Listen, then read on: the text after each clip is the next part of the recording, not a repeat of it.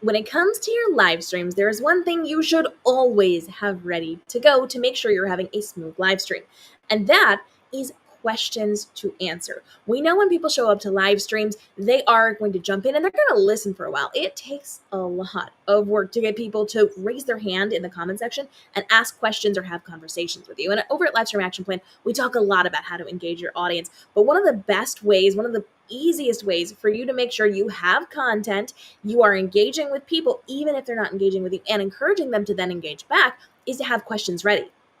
I want you to have at least 2 or 3 things that you can be answering at the beginning of your live stream. Now, if you're jumping onto a live stream and you're doing a tutorial or an educational thing, you're going to have a little bit of time to build up conversation and fill in that content.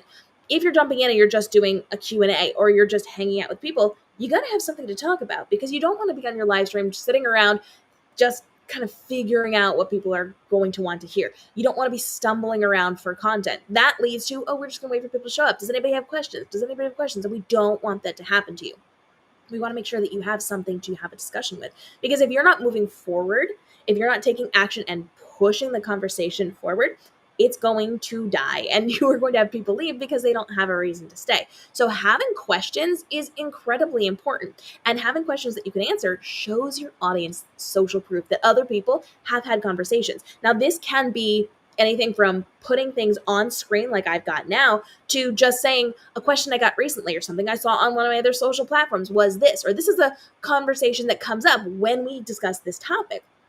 It doesn't have to be visual, it doesn't have to be on screen, but you can also take screenshots of things. I love to take screenshots of my YouTube comments or my TikTok comments and just put them up on the screen while I'm having the conversation, because it shows that people in the past have engaged with me.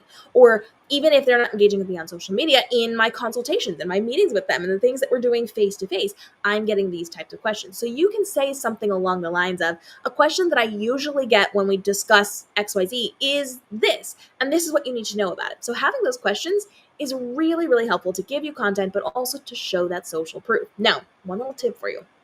Some people do not want to just say, this is a question that I frequently get, or this is something I heard recently, or even show screenshots on their live stream.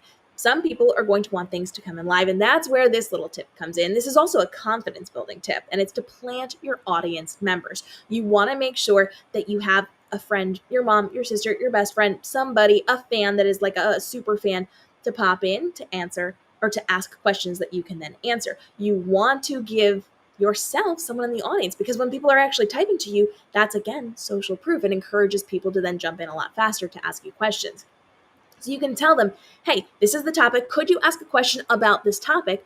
Or if they don't know, you can say, hey, here are a couple of different types of questions you could ask. Could you ask 1 or 2 of these to get the ball rolling and to get people paying attention to what we're going to be talking about today? And you can plant people, because then that gives you somebody that you can interact with, somebody you know, and somebody that you trust in your audience as well. Total confidence builder for you.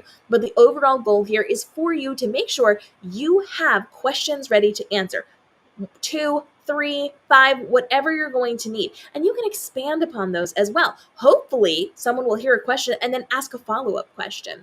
But you can plant people. You can just jump in and say, hey, when we talk about this, another question that we frequently get, or a follow-up question that people ask, is X, Y, and Z.